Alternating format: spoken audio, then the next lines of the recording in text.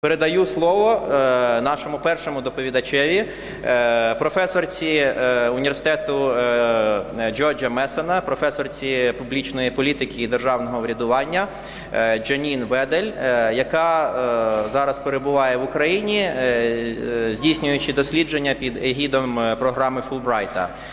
І Джанін буде говорити про те, як трансформаційні процеси в американському суспільстві впливають на зміни функціонування еліти, які спричинилися до піднесення такого феномену, як Дональд Трамп. Прошу, the floor is yours.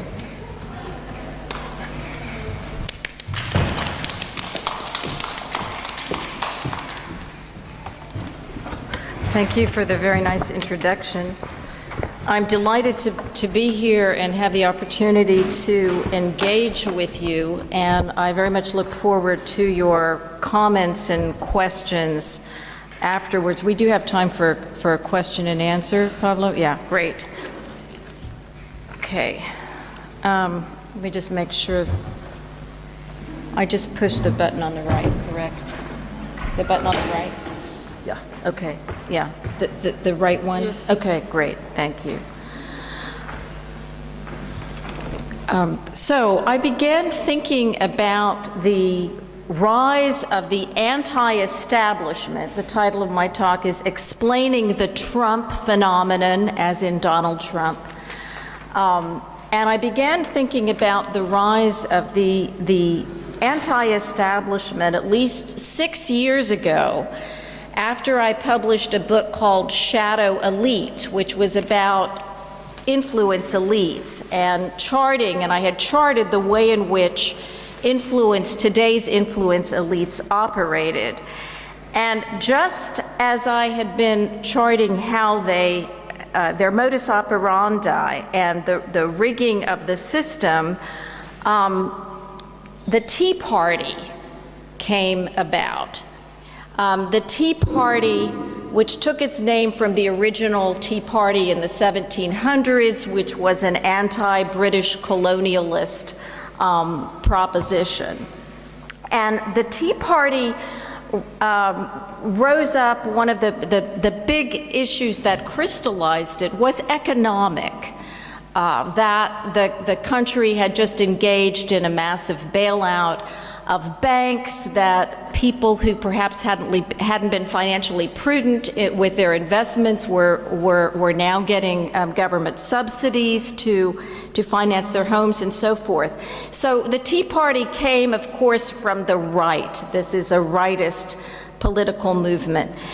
And just 2 years after that, after Barack Obama took office, 2.5 years, there came about the Occupy Wall Street movement, which, as you know, then spread to other parts of the world, including Europe. Fast forward, well, I should say one of the big issues of the Occupy Wall Street movement, which of course was from the left. The Tea Party came from the right, Occupy Wall Street from the left. But like the Tea Party, a big crystallizing issue was economic. This is where we got the language, the 1% privileged people who have the money and resources and wealth versus the 99%. That's where that came from and became popularized. So fast forward a few years ago, a few years later, fast forward, and we have two figures, Donald Trump on the right, who comes from, as you know, the right, and Bernie Sanders on the left. And although one comes from the radical right and another from what you might say, certainly in the American context, is the radical left, both are anti-establishment figures. Both have come from outside establishment circles and are operating, and their success actually is because of their anti-establishment ways of operating. So whether they're from the right or the left, they're aggressively anti-establishment. And why are so many people voting for them? Well, I would submit because more and more people see themselves as outsiders, and they're voting for candidates who, too, are outside the establishment. Now, lest you think that this is merely an American phenomenon, just think about what's happening in Europe. The Alternative for Deutschland. I just came from being based in Berlin for 3 months. This party, which has done very well in recent elections, is only 3 years old. It too, some of the roots of it have to do with the sense that Germany is bailing out the European Union, the sense of economic injustice. The Austrian elections just last week, again, both candidates were anti-establishment figures, one from the left, one from the right. So today I'd like to address these questions. What explains the anger and the appeal of Trump, this Trump-Sanders et al.? How do today's influence elites differ from those of the recent past, and what have they had to do with this state of affairs? 3, how do they operate, and how does their way of operating render them unaccountable and challenge modern democratic systems? And 4, how should we think about them and study them? So let's move to 1.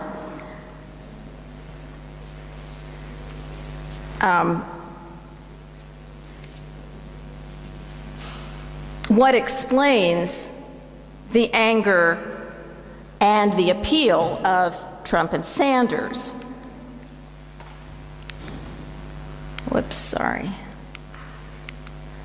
And anger there is. The headline of a recent email that I got says, the Trump team supports, vote for Donald Trump. The Trump team supports waterboarding, torture, and killing terrorist families in order to gather intelligence. Now, that's the subject line of a recent email. So these figures, Sanders, Bernie, others like them, arise from the instinct, I submit, I argue, that ordinary people are sensing that the system is rigged against them. Ordinary people sense that something is amiss, even if they have trouble identifying what the problem is. The left thinks the problem is Wall Street and the big banks. The right thinks the problem is big government, right? I would submit that the problem for modern democratic states actually has something to do with the more recent intermeshing of government and corporations, and that's what I'm going to be talking about today. So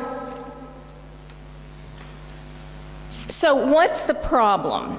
So there are 2 targets of this sentiment, this sense that the system is being rigged. One is institutions.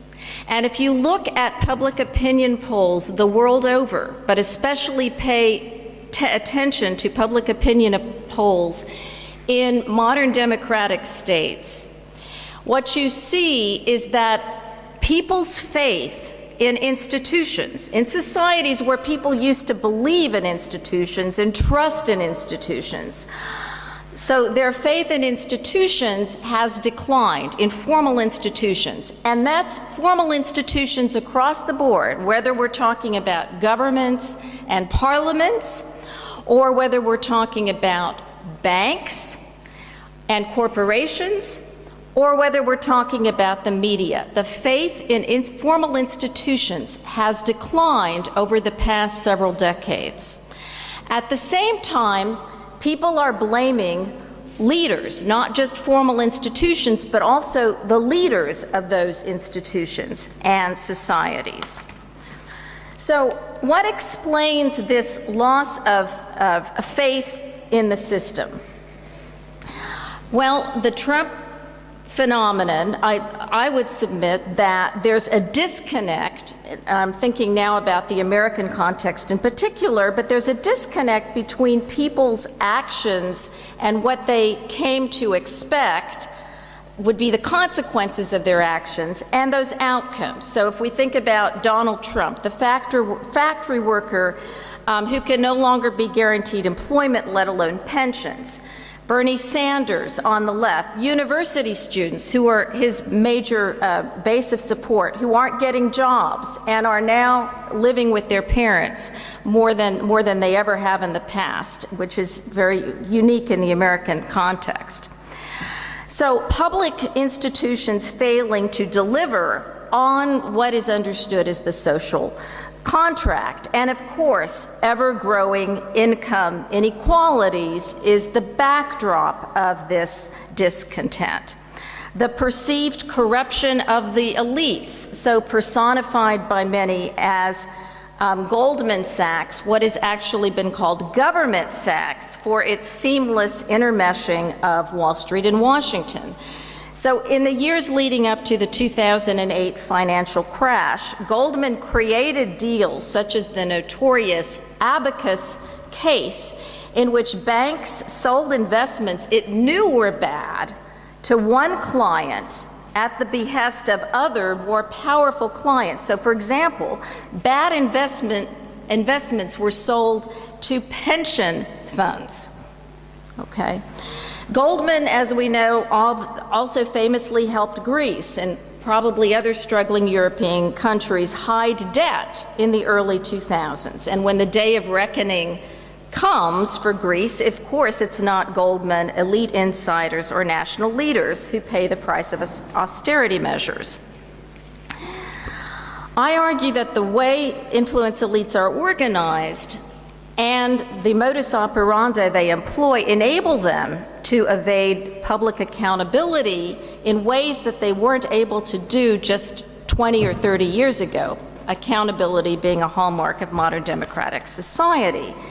And more, an unaccountable modus operandi of elites seems to be just the way things are done. More and more, I'm seeing the same patterns of operation among influence elites that I saw in Eastern Europe as an aspiring social anthropologist in communist Poland under martial law in the 1980s. I was 5 at the time. As well, that was supposed to be a joke, as well as into the post-communist 1990s. So Polish sociologist developed a theory of institutional nomads, which was about how elites organized themselves. And so elite circles put their people in different at the tops of different organizations, Western banks, Western Foundation, prominent NGOs, etc. And the loyalty was not to the institutions for which people worked, but actually to the circle. So the theory of institutional nomads. And I learned a lot from Polish sociology and social science and working in post-communist, communist and post-communist Poland. So fast forward to today's influence elites, and my focus today specifically on Western democracies. How do these influence elites differ? How do their operations differ from the way they operated in the recent past or in living memory? And when I say the recent past, I mean how do they differ from, say, 20 to 30 years ago? That's what I'm comparing them to. And I argue that the way they organize influence, their modus operandi, departs from the Weberian model of fixed ordered hierarchies, which was further elaborated by Weber's student Robert Michaels and developed by C. Wright Mills, who has emerged as the past century's most influential elite theorist. The power elites Mills theorized 60 years ago were firmly planted in Weber's hierarchies, in hierarchical structures, and of course, a dominant and stable nation-state system. So his theory was that government officials, military leaders, corporate executives controlled major political and economic decisions. Mill's power elite model rests on a command and control structure. Power is wielded through bureaucrats and executive authority. Hierarchies are distinct, and relationships are stable. But today's elites, I argue, have morphed away from these structural positions. Today's system deploys both institution-based and network-based forms of power. Network-based power derives from players' positions in informal networks and their links to organizations and venues that, much more than in the past, connect elites across a global plane. Elites serve as the connectors. So influence elites themselves have become pillars of power, although mobile, flexible, and global in reach. Their ability to connect the dots and to blend and blur official and private boundaries is a big source of their power, and this is precisely what I learned from Eastern Europe, from post-communist, looking at post-communist and post-communist society. The merging of private and state, and this is precisely what Western elites now specialize in. They break the boundaries or test the boundaries both of the modern democratic state, those would be the rules of accountability, and the rules of the free market, those would be the rules of competition, right? Okay, so influence elites themselves have become pillars of power. Their ability to connect the dots is a big source of their power. And many more dots there are to be connected.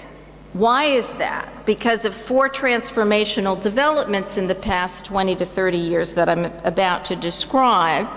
One of the results is that governing and policy-making bodies are diversified and dispersed. The United States and the UK are extremes in this regard. In the United States, just one figure here, 3/4 of people who work for the federal government, 3/4 of people who work for the federal government are actually private contractors, private employees, okay? Consulting firms daily stand in for government, and there's been a proliferation of entities like think tanks and grassroots organizations set up by billionaires or elites with an agenda. All this is due to a seismic change over the past several decades that's been wrought by several transformational developments. We can talk about this more in Q&A, but very briefly.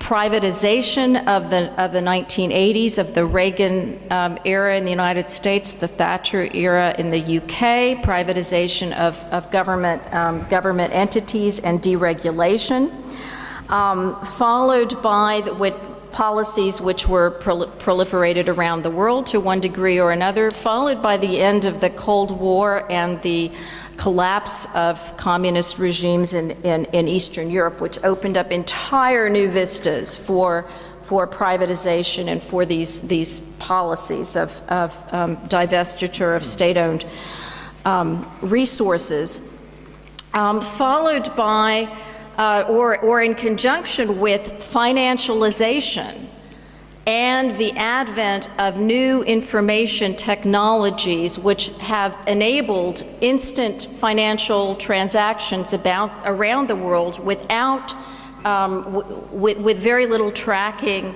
or regulation, which have also enabled new information technologies have also completely changed the character of media. And that's very widespread development. and very important. So very briefly, these transformational developments include financialization, privatization, the dispersion of global authority with the end of the Cold War, and digital technology. And these, I argue, have created a new kind of elite influencer. So, moving to how do influence elites operate? And I'd like to offer 4 characteristics, and you will see these characteristics. Many of these characteristics I think I have understood and grasped because of the years that I spent in Eastern Europe and studying communist and post-communist societies. So, and what I'm trying to say is that Western elites have really learned a lot from your societies. So first, informality. Influence elites have gone informal in many respects and off the grid. So while just a few decades ago, power rested more in discernible rule-bound bodies, today, on the world stage, policies ranging from finance to media to technology are framed, sometimes even forged, outside the bureaucracies of governments, international organizations, and companies. A case in point is the Group of 30, the Consultative Group on International Economic and Monetary Affairs. Its list of members reads like a who's who of those who helped shape the global economy. A political scientist who studied the group describes it as, and this is very typical for today's kinds of organizations, describes it as part think tank, part interest group, and part club of actors who write the rules. Its executive director told me, "We don't make the rules, but you can see our policies ending up in the rules." One example is the hugely controversial and consequential issue of derivatives trading, recommendations about which the G30 crafted in the 1990s, and which led to so much economic disaster, and many people credit leading to the economic collapse of 2008. Second feature is flexibility, feature of the way today's influence elites operate. Players perform a plethora of professional roles. This is the institutional nomads model from Poland. So here's an influence elite with multiple roles, symbolized by multiple cards. Some of them overlap, and it's difficult to tell where one role ends and another begins.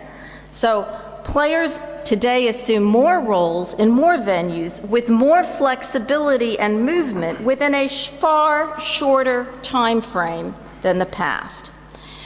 The way influence is wielded has changed so much that we need to revise our old image of the revolving door. So the revolving door image was when an ex-regulator, for instance, joins a bank, or the ex-member of parliament or ex-minister joins a law lobbying firm.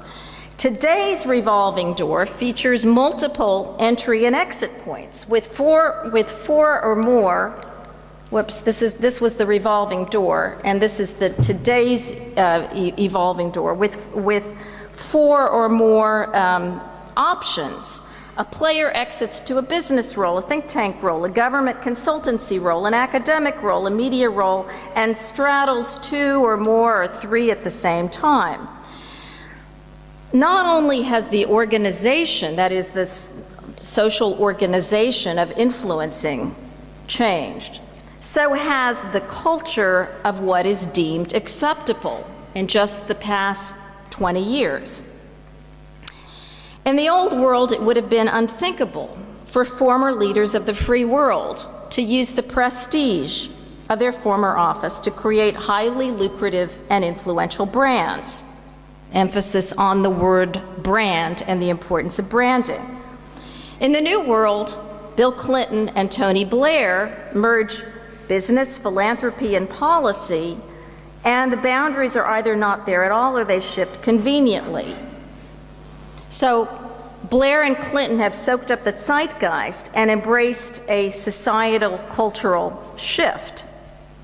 And of course, Gerhard Schroeder is another example, although in a somewhat more restrained way, but as you know, he went to Gazprom and negotiated a deal that most Germans thought was against the German national interest while he was still head of state. And this brings us to a third characteristic of the modus operandi of today's influence elites, which is that they set up and use vehicles of influence to help organize their sway in public opinion. And we're seeing a lot of this in post-communist societies as well. And I'll be interested in hearing from you, your comments on this point.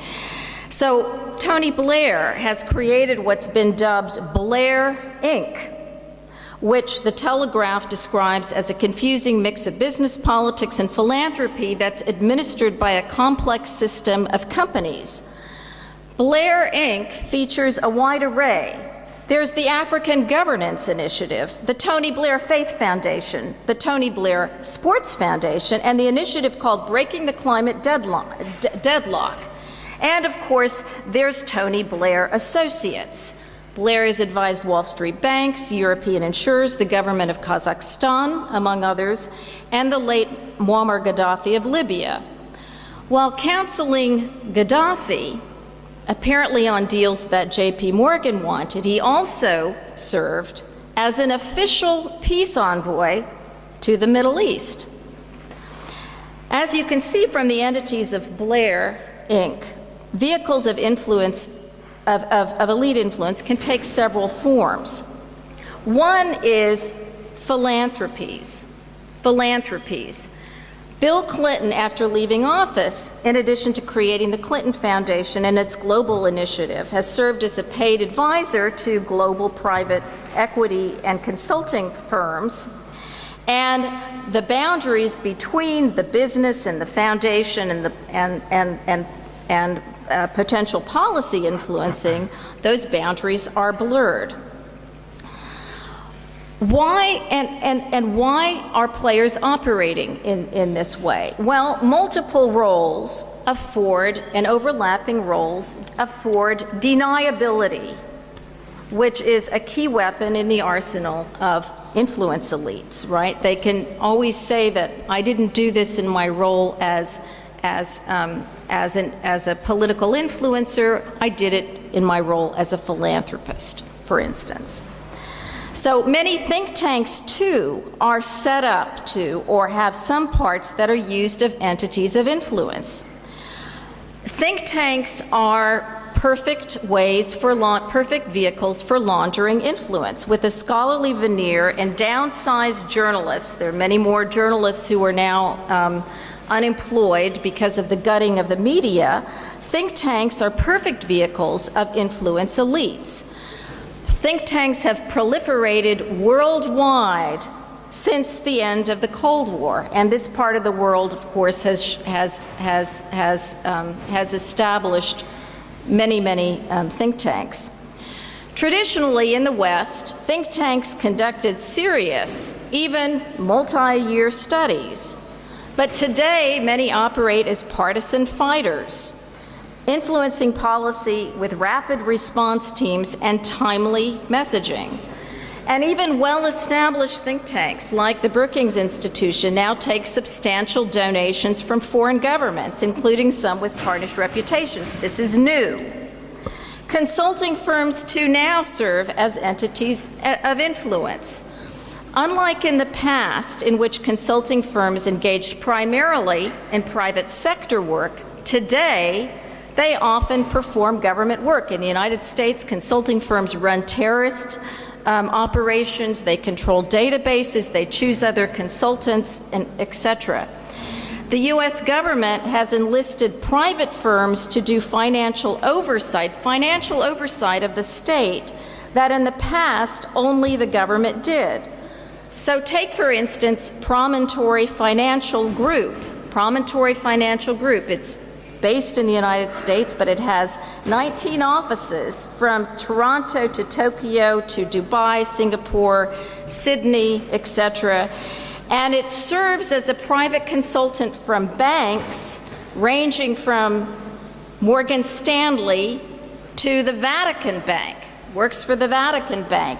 It's hired by these entities to manage a crisis, and it's been hired by many to navigate the post-2008 financial crisis for the banks. Of course, it's staffed with largely former regulators. But my point here is not about the classic revolving door. My point is that when Promontory and firms like it are entrusted by government to carry out regulatory functions, they are able to shape outcomes from inside the regulatory process, even as they stand outside bureaucracy.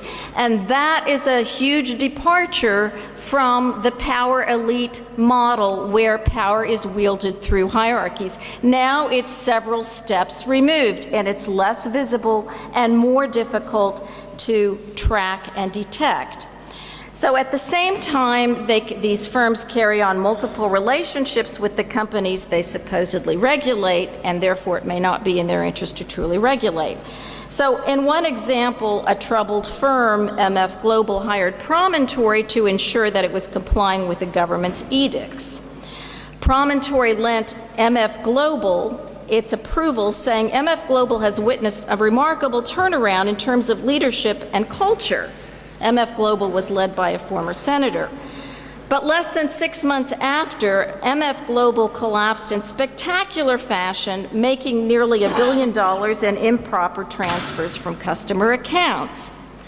So, did MF Global receive a positive report because it was paying the report's authors? With multiple and potentially overlapping roles, the two firms, the one that's supposedly regulating on behalf of the government and the other who's supposedly being regulated, can engage in a dance in which the regulated can take the lead role. Grassroots organizations, too, can be vehicles of influence. The digital age has sired a surge of what's called astroturfing, in which companies or hedge fund billionaires mimic a grassroots campaign to get their message across and lead the public to believe that there's a groundswell of support rather than a few self-interested sponsors. The signposts for these new style philanthropies, think tanks, consulting firms, and grassroots organizations include the following: innocuous sounding names, evoking citizens' advocacy or genuine do-it-yourself efforts. The use of big names or former top officials to give organizations heft. Sponsorship and funding sources that are indirect and almost impossible to track. This playbook, informality, flexibility, and vehicles of influence, arms today's influence elites with this powerful weapon of deniability. In fact, as I've shown for several years now, the modus operandi of premier elites is so effective and widely utilized precisely because it affords practitioners deniability. Having overlapping roles aids in deniability, so when a power broker is questioned in his role as X, he can always say, I was operating in my role as Y. The Clinton Foundation can conveniently argue that Hillary Clinton, while Secretary of State, approved a controversial uranium sale to Russia by a mining tycoon, that that sale had nothing to do with the fact that the tycoon had a foundation affiliated with the Clinton Foundation. This state of affairs exemplifies why, despite all the accountability checklist systems in place, and those of you who have worked with foreign aid know all about these so-called accountability and checklist reporting systems, or those of you who get funding from the West will know all about these kinds of systems. True accountability seems in short supply, whether we're talking about corporate and government organizations or major leaders and influencers. Of course, what these players are doing is not necessarily unethical, but there's an information problem. We, the public, can't know what they're up to, and they are less visible, more steps removed, and more difficult to track than influence elites 20 or 30 years ago. So the modus operandi that I've outlined can be seen in arenas from healthcare and national security to finance and foreign policy. Take, for instance, the activities of 19 prominent academic economists whose names you would, on the world stage, whose names many of you would know, very prominent academic economists. A University of Massachusetts Amherst study found that in public appearances and in testimony before parliamentary bodies, most of the time, they did not reveal their other affiliations. In other words, they were introduced as a professor from Harvard or MIT or London School of Economics without disclosing that they also work for Morgan Stanley or Goldman Sachs. So again, the information problem. Or consider so-called key opinion leaders or KOLs who are prominent physicians or medical researchers who are paid or perked by government or pharmaceutical device companies, medical or pharmaceutical device companies, to convince their fellow professionals that a particular company's product is the most efficacious. And this is a post-Cold War phenomenon. KOL is a term that was coined by pharmaceutical companies, and actually there's been a lot of work done on KOLs in Poland and possibly further east. So according to a Queen's University Kingston study, KOLs by certain measures have tripled in the past decade plus. So you and I go to our physician, and that physician has just come from a major medical conference in the Bahamas, where the keynote speaker is the head of a prominent medical school and is also a KOL, key opinion leader, and is recommending a particular course of treatment, and our physician doesn't know that he's being paid or perked by a pharmaceutical company. So again, the information problem. So these experts define the terms of the debates and act as their gatekeepers. We, the public, are led to believe that they're playing on our team when in fact they may not be. So again, the information problem. Now, just one more example. Consider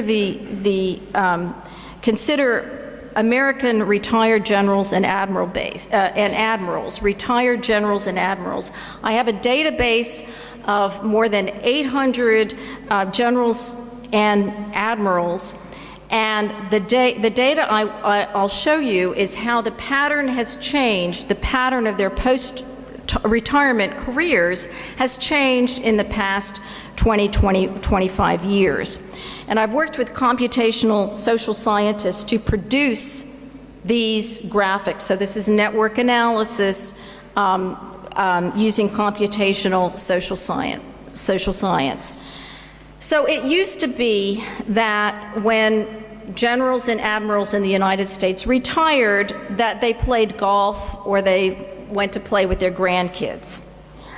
But over the past several decades, they've gone mostly from actual retirement, that is, they stopped working when they retired, to mostly continued service.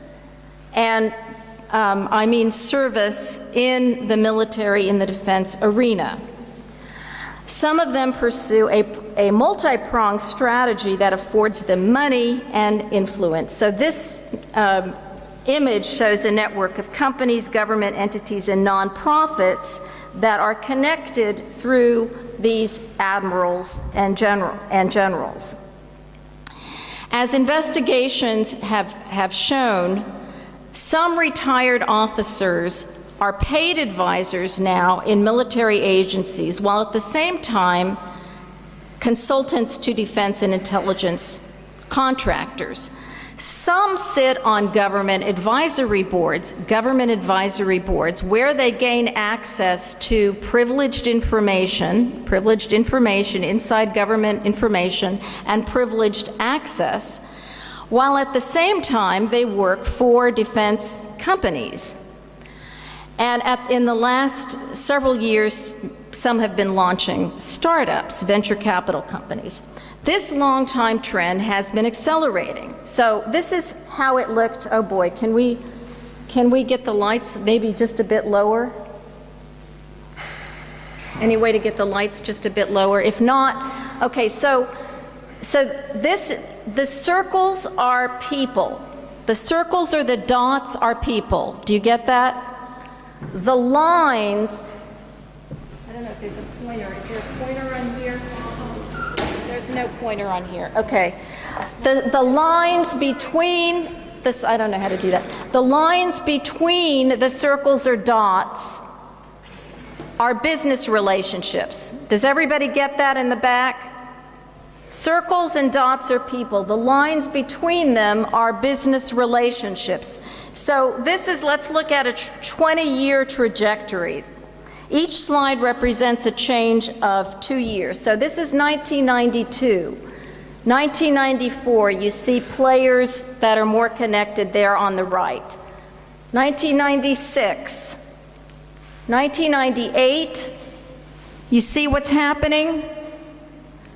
2000, 2002, 2004, 2006, 2008, 2010, 2012. Okay? So these images show how many of these retired officers followed each other into the same firm. They started consultancy or venture capital companies together or served on the same boards. So reflecting on this trend, a retired senator and graduate of a military academy commented thusly. He said, "When I was an officer in the 1970s, most officers went off to some sunny place and retired. Now, today, the definition of success is to move on and become successful in the business world. The definition of success is to move on and become successful in the business world." So even in the military, where devotion to the institution is supposed to be paramount, there's been a shift from institution to self. So in these and other arenas, many power brokers most likely haven't considered the unaccountability that's inherent in the overlapping roles they craft for themselves. But their patterns of activity leave public in modern democratic societies without crucial information, without a way to untangle their roles. How can we know whether they're more concerned about their companies or about the nation or taxpayers? Greatly adding to this information problem are digital technologies. Consider the methods employed by A-list firms that take business from unsavory regimes to burnish their images, activities that in the past in democratic societies might have been seen as treasonous. All sorts of dark arts, and you know this very well in this part of the world. The Russians have specialized in these dark arts. Editing Wikipedia entries deemed damaging to their clients, setting up third-party blogs that appear independent, and gaming search results to ensure that positive content outweighs the negative. Such efforts sway public perception and mold policy, yet are virtually invisible even to a trained observer. They're much more difficult to detect. Again, the information problem. And this brings us to a fourth characteristic of the modus operandi of elites. Today's influence elites sometimes form power cliques, tight-knit, self-propelling networks, not so different from the institutional nomads that people charted in Poland under post-communism. I'm not going to take the time to go into much detail, but I've chronicled the organization and impact of several power cliques over the past 15 years. One is a Wall Street, Washington clique that's had a huge impact on the global economy through its decisions about the regulation of exotic derivatives trading. Key players are in the middle, and a few of the formal affiliations and their interconnectedness can be shown here. This is an interlocking political, banking, and media elite dubbed the locomotives, who helped lead Iceland's economy to ruin a few years ago, and the ultimate power clique, what I call flexnets, an example of which is the neocon core. This is a group of a dozen or so neoconservatives who have been working together for more than 40 years at this point, many of whom have been working together. And their most recent project of the past 15 years was actually 20 years, was taking the United States to war in Iraq and overthrowing Saddam Hussein. Okay. So, flexnets are a kind of paradox in terms of political influence, in terms of the traditional sociological and political science categories of influencing societies. Interest groups, for instance, lobbies, and so on. Flexnets aren't interest groups, they're not lobbies, they're more effective and less visible. They're less transparent than conventional political lobbies and interest groups, yet also more coherent and less accountable. Administrations, regimes come and go, but flexnets persist, as they're not the instruments of any particular administration, even when their members occupy official positions in it. Sound familiar? Flexnets test both governments' rules of accountability and businesses' codes of competition, thereby challenging principles that have defined both modern democratic states and free markets. As somebody close to the neocon core told me, he said, there is no conflict of interest because we define the interest. So, what does this mean for democracy and civilization? There are a number of critiques of modern democracy, such as those of Colin Crouch on post-democracy, that question the authenticity and legitimacy of representative democracy. Basically says democracies don't function in the way we write the narratives. All true. But my analysis goes deeper to identify barriers to democracy and to explicate the mechanisms through which today's system now operates, the drivers away from democratic operations. So, to summarize, I've outlined 4 features of the modus operandi of influence elites: informality, flexibility, setting up vehicles of influence like philanthropies, think tanks, consulting firms, and these self-operating through self-propelling tight-knit networks at the extreme flexnets. How should we study them? Well, we can't study them effectively using the categories, many of the categories that we've come to use in sociology and political science. Interest groups, lobbies, the state versus the private sector, the nation state as a unit of analysis.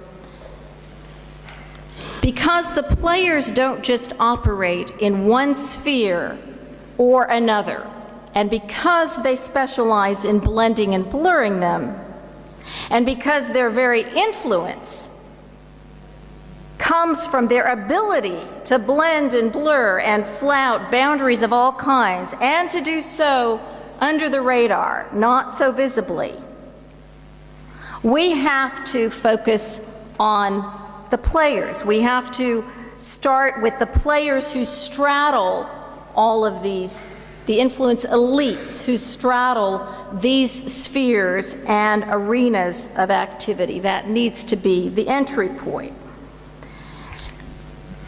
Whoops. Yeah. So we need to look at how the players are flouting those boundaries. So, in short, we have to look at these building blocks and how they fit together. Players, organizations, both state and corporate, vehicles of influence, and the sponsors who's sponsoring them.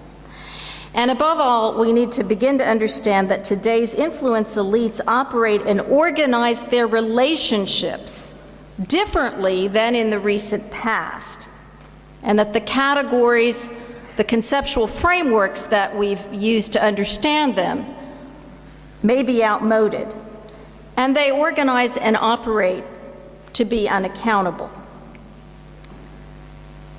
Thank you.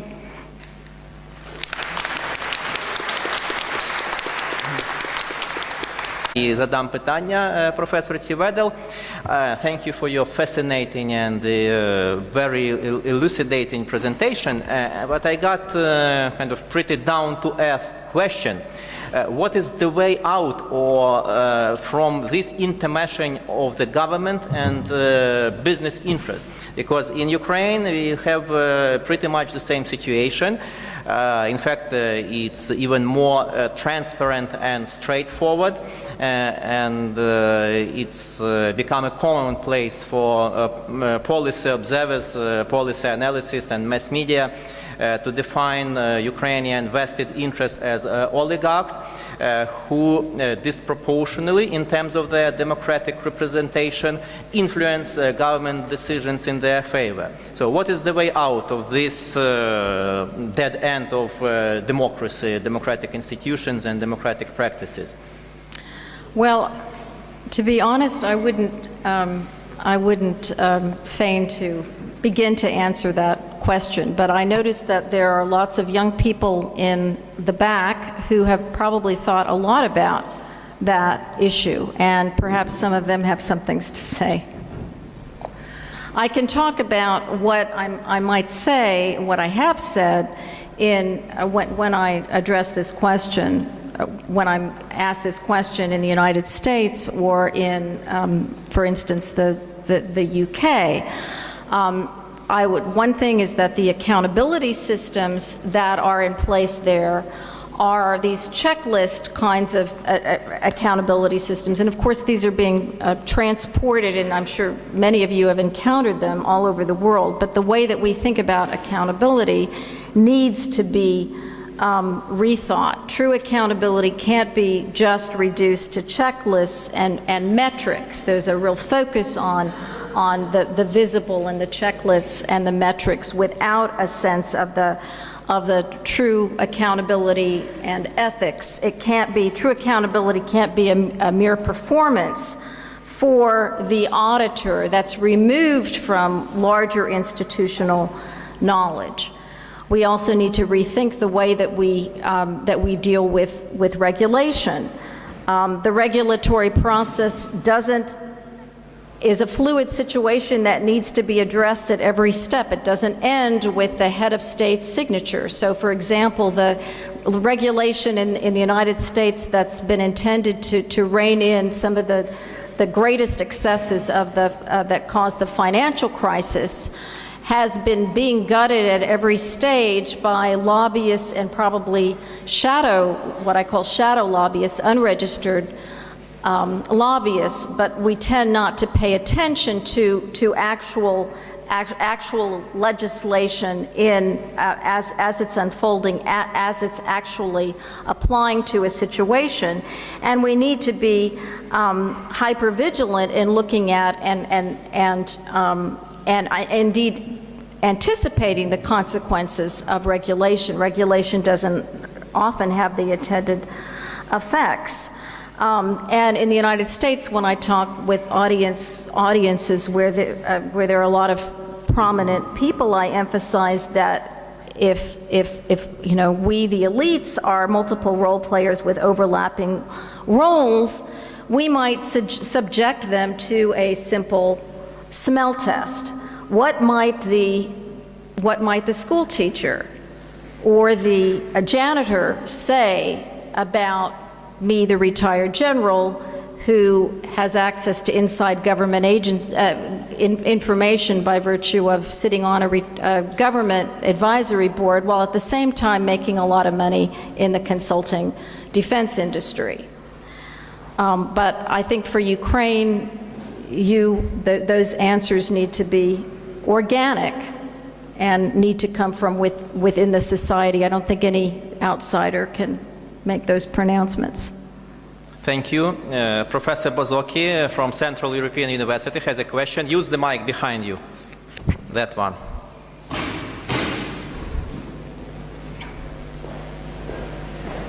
This is Professor, I'm sorry? Andras Bozoki, Central European My name is University. András Bozoki. I am from the Central European University. Can you hear me? Yes, I can. Yeah. Thank you. Thank you for the very interesting presentation. I have a question and comment, depending how you take.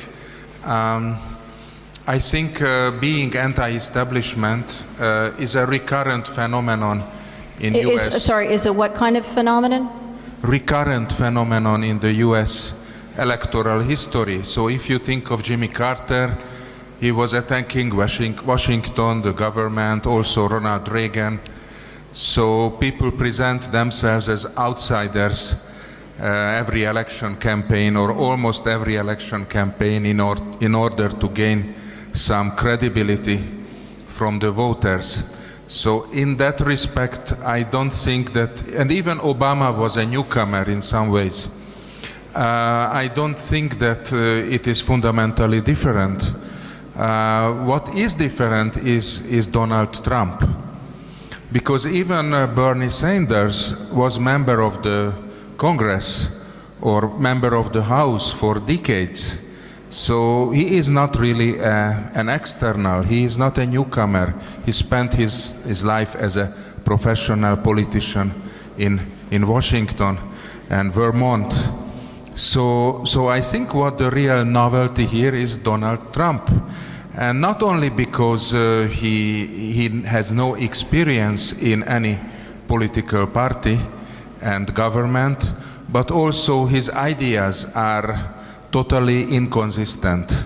So I would say there are more differences between Bernie Sanders and Donald Trump than you indicated. So Bernie Sanders, for instance, believed in a set of ideas, in an ideology, what he calls democratic socialism, while we cannot identify anything like this in the case of Donald Trump.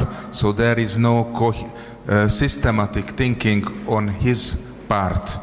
So my hunch is that while Bernie Sanders tried to bring the Democratic Party to the left direction, Donald Trump just wants to blur the Republican Party. So he wants to fundamentally reframe the party system in the US. So I wonder whether, when you study anti-establishment, whether you agree or consider this what I am suggesting. Thanks. Thank you very much. Those are interesting and important questions. Of course, the anti-establishment, anti-government, particularly anti-government mantra, is a recurrent one in American history. But what is new is this total outsiderism that's represented in not only in Trump but also in Sanders. Think about it. Sanders is running as is not hiding the fact that he's a socialist or a democratic socialist in a country where socialism is a dirty word. Socialism and communism are dirty words in the United States. So the fact that he can go as far as he has and have the momentum that he has in the United States is remarkable, remarkable. So both are running against the establishment. Neither of them have a particular party base. Remember, they're both, and Obama actually skirted the party base as well. So this is a phenomenon that's been growing. So Obama's party base was of course he had some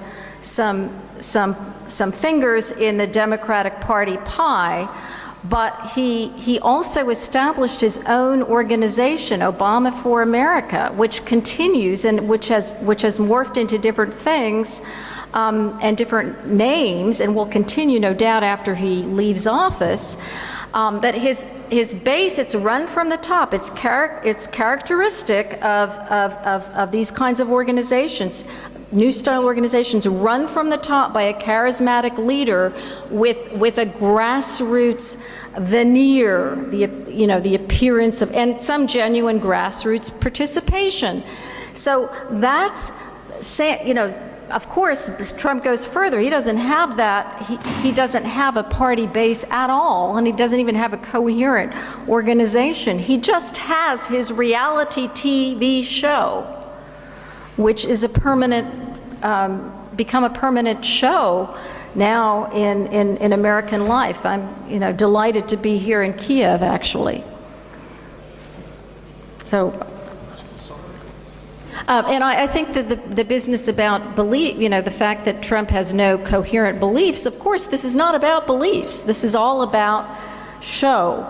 And I'm interested in the form that, as a social anthropologist specializing in organization, I'm interested in how it's organized and the form that it takes, but this is clearly not about beliefs. Okay, Professor Rafalowski, please use the mic over there. Thank you very much for your speech. I enjoyed it very much. And I have a methodological question. I'm sorry, what kind of question? A methodological question. To move it.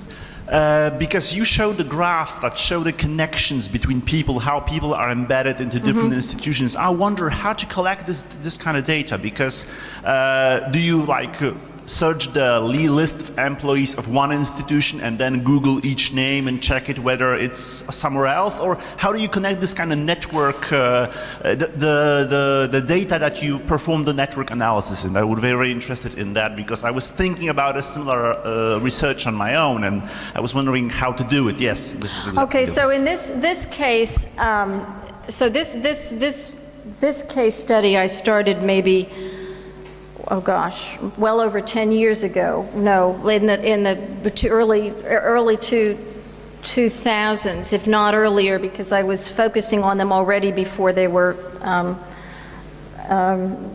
before they became quite well known. So there's a lot of so investigative journalists have done some of this legwork, albeit not from my not from my social anthropological organizational perspective, but there was a fair amount of information that I could glean from investigative journalism reports of different kinds. But a lot of the work I did myself, interviewing people in and mostly around the group. I mean, this is a whole fieldwork kind of method that I've developed. So interviewing people who have been close to the group, who are close to the group, and trying to understand about their connections and their influence over the years. And then,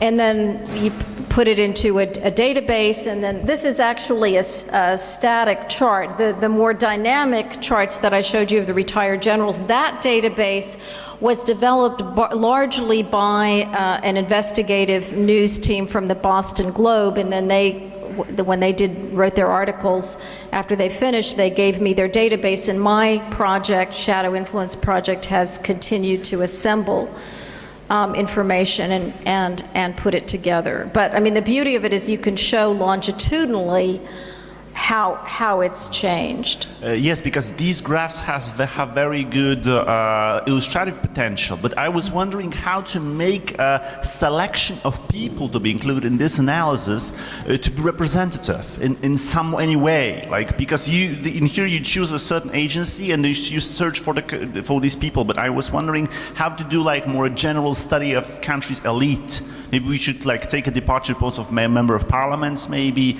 and then look into it. I was like thinking about expanding the research, how to do it. Maybe you have some ideas. Well, I know there are people who have been I mean, not necessarily at this university, but people here in Kiev who have been looking at the via network analysis, looking at political business relationships and oligarchs and so on. That's very hard to say. I guess I always look to where does the energy seem to be? Who are the players who seem to be the ones that people are not necessarily talking about, but who seem to be wielding influence in different ways. And sometimes these players are well known. That is, they have, in addition to their perhaps work and activities that we don't know about, they have entire PR outfits available to them to craft public images. And sometimes they're players that we've never heard of, right? So I don't have a good answer to that. A lot of this is sort of instinct.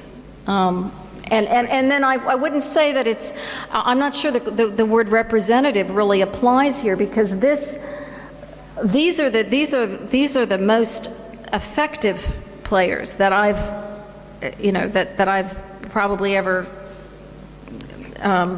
that I've studied, the most sort of coherent over 40 years. So representative, perhaps not, but absolutely influential in spades. Thank you. Okay. Dr. Ivashchenko from the Institute of Sociology, Department of Social Structures.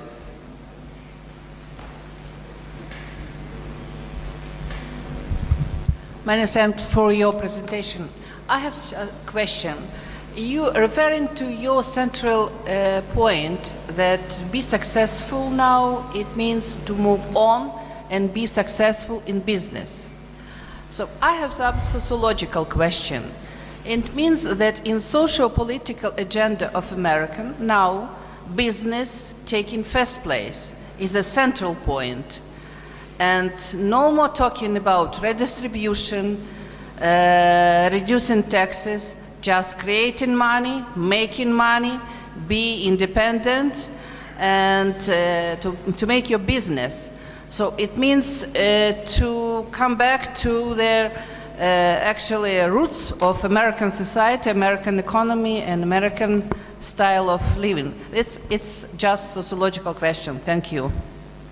Okay, well, obviously there are different strands in and different currents in American societies, like all societies, and Trump, of course, crystallizes and expounds and resonates with the group that would be for reducing taxes and being independent economically and making money and so on. But Bernie Sanders doesn't. He resonates with an opposite sort of strand current in American society. That quote was from a retired military general who was comparing the way it was 30 years ago from the way it is today. And what was striking to me about that quote, that the way to be successful today is to be successful in business, was that he was talking about his fellow generals, where in the military culture, where presumably the loyalty, the primary loyalty, was to the nation, not to making money. And he was saying that that's changed. I mean, he wasn't trying to say that people are no longer loyal to the nation. He was just saying, look, you know, now to be successful, you have to make a lot of money. But he was referring to you know, this culture of retired generals. So I think, again, that needs to be taken as a, you know, not in a wholesale broad brush of American society. Does that answer your question? Yeah, okay. Okay, thank you. Thank you for a brilliant introduction into our social science discourse on democracy, equality, and inequality, for that matter. Thanks.